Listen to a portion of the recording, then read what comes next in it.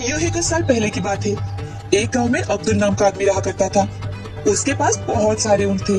वो अपने ऊंट व्यापारी को किराए पर देता था और व्यापारी अपना सामान ढोने के लिए उसका इस्तेमाल करते थे। अक्सर अब्दुल भी उस व्यापारी के साथ ही यात्रा पर जाता था। एक दिन की बात है, अब्दुल यात्रा से वापस लौट रहा था कि तभी रास्ते में उसे एक संत मिले। बेटा, तुम कौन हो और कहाँ से आए हो? जी मैं दूर एक यात्रा पर गया था और वापस घर जा रहा हूँ। रास्ते में सोचा थोड़ा इस पेड़ के नीचे आराम कर लूं। अच्छा किया बेटा।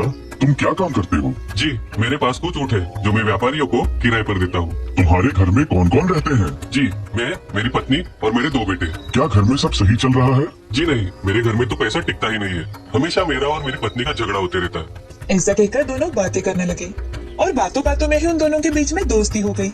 तभी संत ने अब्दुल से कहा, तुम्हारी इस समस्या का मेरे पास एक उपाय है। तो मुझे जरूर बताइए, मैं बहुत तंग आ चुका हूँ रोज रोज की किटकिट से। यहाँ इस पहाड़ी के ऊपर एक सुरंग है, उसमें खजाना छिपा है और मुझे वो रास्ता पता है। फिर तो हमें वहाँ जाना चाहिए। मेरे 50 ऊँटों पर लाद कर हम खजाना लेकर आएंगे। उसमें से एक ऊँट मैं आपको दे दूंगा। सिर्फ एक ऊँट? तुम कुछ कंजूसी नहीं कर रहे हो?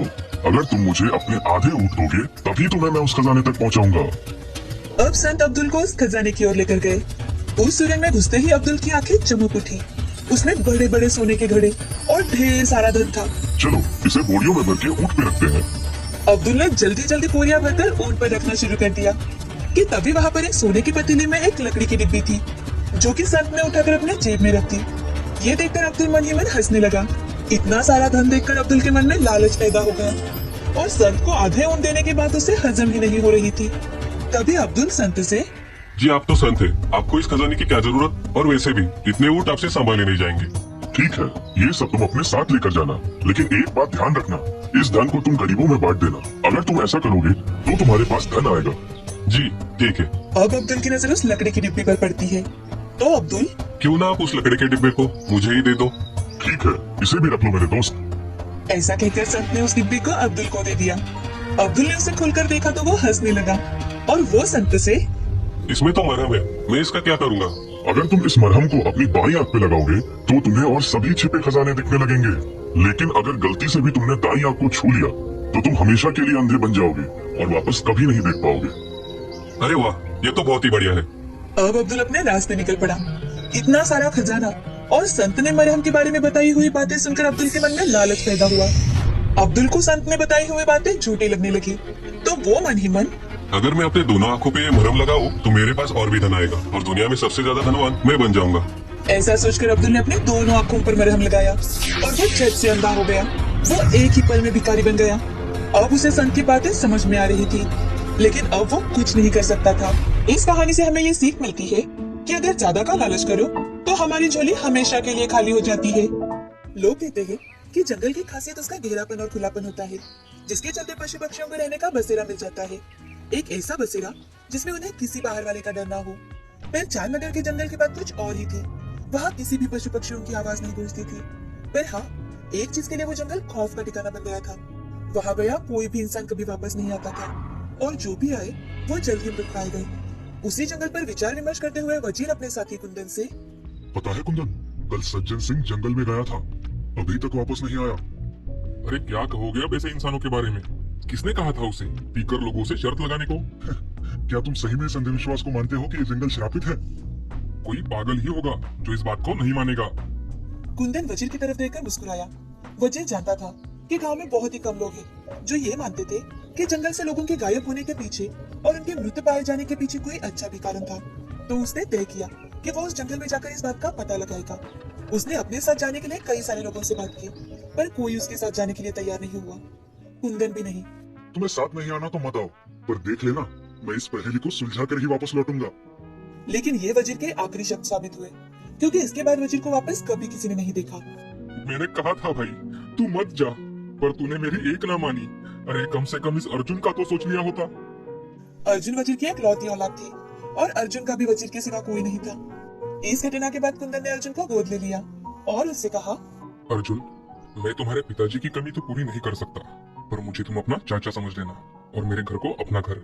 तुम्हें यहाँ किसी भी चीज की कोई कमी नहीं होगी बेटा। धन्यवाद कुंदन चाचा, मैं आपका यह एहसान कभी नहीं चुका सकता। उस दिन के बाद अर्जुन कुंदन के घर में रहने लगा। कुंदन का बेटा सूरज और अर्जुन दोनों बहुत ही अच्छे दोस्त बन गए। हमेशा दोनों साथ में खेला करते थे और पढ़ाई भी किया करते थे। दोनों एक दिल दो जान बन गए थे। अर्जुन कई बार जंगल के पास जाकर जंगल को देखा करता था, जैसे वजीर वहां से कभी भी बाहर आ जाएगा।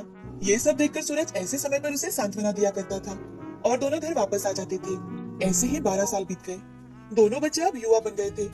अपना कॉलेज खत्म करके दोनों वापस चंदन नगर आ गए। गांव में मेरे दोनों सपूतों का स्वागत है। धन्यवाद चाचा। धन्यवाद पापा। अर्जुन और सूरज दोनों ने अपनी पढ़ाई साइकोलॉजी में पूरी की थी। इसी पर चर्चा करते हुए सूरज ने कहा, पापा, मैंने बहुत केसेस पढ़े हैं भूत प्रेत पर। मुझे पूरा भरोसा है कि अपने गांव के इस शापी जंगल की भी कोई कहानी है। सूरज, मैंने तुम्हें कितनी बार कहा है उस जंगल का नाम मत लिया करो। बेटा अर्जुन, तुम्हें कहीं... अरे नहीं नहीं चाचा, मुझे इसकी कोई बात का बुरा नहीं लगता। सालों से इसकी बकबक झेलते आ रहा हूँ। अर्जुन और सूरज हंसने लगते हैं और कुंदन राहत की सांस ले लेता है। रात को सोते वक्त सूरज अर्जुन से, अर्जुन, मैं बिल्कुल गंभीर हूँ इस मामले में। जंगल के मामले में? मुझे नहीं लगता सूरज तुम्हें वहां जाना चाहिए। अर्जुन, क्या तुम्हें कभी मन नहीं करता ये जानने का कि वजीर चाचा वापस क्यों नहीं आए? वो उनकी गलती थी। अर्जुन, मुझे नहीं पता मैं तुमसे क्या कहूँ, लेकिन मैंने तय कर लिया है, मैं इस पहेली को सुलझा कर ही रहूंगा। तुम मेरे साथ आ रहे हो या नहीं? अर्जुन अपने दोस्त को अकेला बिल्कुल नहीं छोड़ना चाहता था, इसीलिए उसने सूरज के साथ जाने का मन बना लिया। अगली सुबह बिना किसी को बताए ही दोनों जंगल की ओर निकल पड़े। देखना अर्जुन, हम इस गुत्थी को कैसे सुलझा लेंगे। सूरज भाई, मुझे इस पहेली से ज्यादा तुम्हारी जान प्यारी है। सूरज हंसने लगा और अर्जुन हिचकिचाकर उसके साथ चले जा रहा था। जंगल के थोड़ा अंदर पहुंचने पर उनके तो होश ही उड़ गए। रास्ते में बहुत सारे कंकाल पीछे हुए थे और किसी के रोने की तिलमिलाती आवाज उनके कानों को बहरा कर रही थी। दोनों ने हिम्मत कर आगे चलते जाने की सोची। अब आवाजें और ज्यादा तेज हो गई थी। आदमियों की आवाज अब जानवरों में बदल गई थी। तरह तरह के जानवर जैसे उनके कानों में आकर रोए जा रहे थे। अर्जुन को अब थोड़ा डर लगने लगा था, लेकिन सूरज वो बिना किसी फिक्र के आगे बढ़ता जा रहा था। सूरज यार, वापस चलते हैं ना, अब शाम होने को है और ये जंगल मुझे सुरक्षित भी नहीं लग रहा। विज्ञान की पढ़ाई करके अनाड़ियों जैसी बात मत किया करो अर्जुन। आगे बढ़ते रहो, कुछ नहीं होगा। सूरज की ये बात कुछ ही पलों बाद गलत साबित हुई। सूरज और अर्जुन दोनों को सांस लेने में दिक्कत होने लगी। उन्होंने जब अपनी नजरें घुमाई तो उनके चारों तरफ बड़े बड़े पेड़ ही पेड़ थे और गहरा कोहरा छाया था। अब चारों तरफ पूरी शांति शांति थी, पर सूरज को सांस लेने में इतनी ज्यादा दिक्कत हो रही थी कि वो जमीन पर गिर गया। अर्जुन उसे संभालते हुए बैठा था। भाई भाई धीरज रख, मैं तुझे यहाँ से बाहर जरूर निकालूंगा।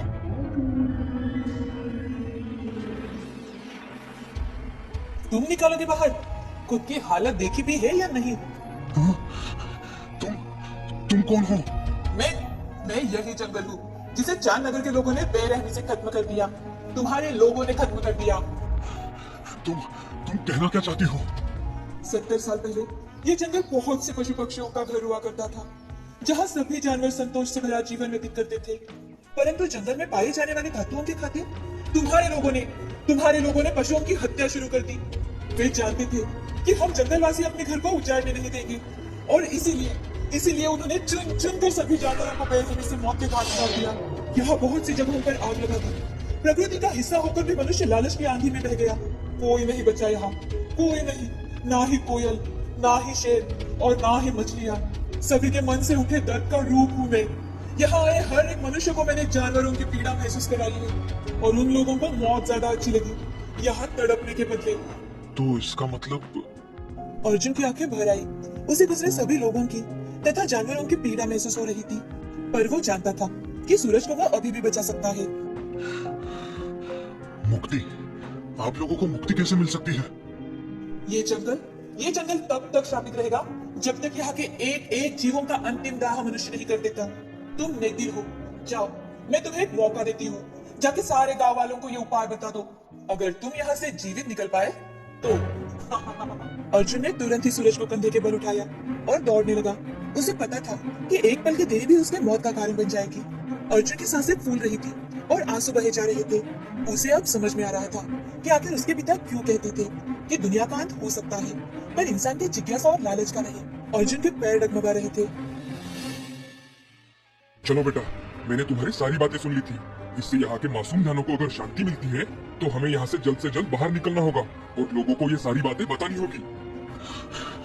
कुंदन चाचा, आप यहाँ कैसे?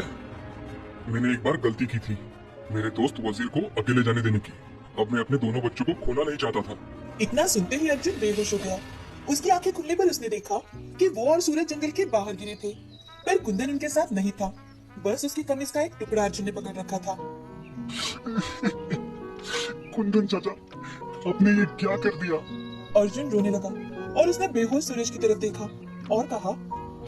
मुझे माफ कर देना दोस्त। इसके बाद अर्जुन उसे उठाकर गांव में ले गया और उसने ये बात सभी गांव वासियों को बताई। बिना किसी देर के ही यज्ञ करवाया गया और सब गांव वाले एक साथ जंगल में घुस गए। वहां जाकर हर एक कंकाल को उन्होंने दफन किया और उनकी आत्मा की शांति की प्रार्थना की। उनमें से कुछ हड्डियां ऐसी भी थी जो जानवरों की थी। वो जानवर एक औरत की हड्डी से लिपटे हुए थे। अर्जुन और सूरज दोनों ने उन्हें प्रणाम किया और उन्हें दफना दिया। अब सभी चांदनगर के लोगों ने वहां खड़े रहकर प्रण लिया कि वे अब कभी भी किसी भी इंसान के लालच के चलते हंसता खेलता जंगल नहीं उजाड़ेंगे।